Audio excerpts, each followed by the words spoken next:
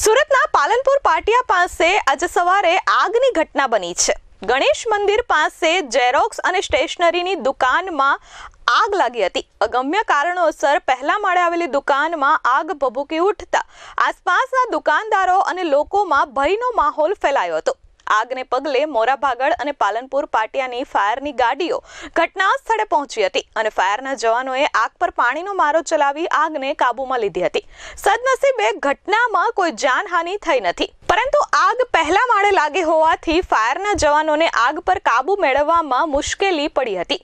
જો કે ફાયરના જવાનોએ તાત્કાલિક જ પાણીનો મારો ચલાવી આગને કાબૂમાં લીધી હતી। આગ કયા કારણોસર લાગી તે હાલ જાણી શકાયું નથી, પરંતુ ઘટનામાં કોઈ જાનહાનિ ન થતા ફાયર અને લોકોએ રાહતનો શ્વાસ લીધો છે। મારું નામ સબ ઓફિસર હરેન્દ્રજી ભગવગર છે। હું મોરાભાગર ફાયર સ્ટેશન ખાતે ફરજ બજાવું છું। ફાયર તરફથી અમને 10:59 કોલ આવતા મોરાભાગર અને પાલનપુર ફાયર સ્ટેશન તરફથી બંને ગાડીઓ ગેસની ઘટના સ્થળે આવી ગઈ અને જે ફાયર પહેલા મારે અમને દેખાતું હતું ત્યાંથી અમને સીડી પરથી જઈ અને ફાયર ફાઇટિંગ ચાલુ કરી છે અને નીચેથી એક લાઈન ચાલુ હતી। પછી અમે ટેરેસ પર આવ્યા બીજા માળે, ત્યાંથી દરવાજાનો લોક ખોલ્યો છે, લોક તોડી અને નીચે એન્ટર થયા છે અને જે ફાયર હતો તેમને કાબૂમાં લીધું છે તમામ જવાનો સ્ટાફ સાથે। જે ફાયર હતું એ ટોટલ ફાયર અમે અડધો કલાકની અંદર કાબૂમાં લઈ લીધું।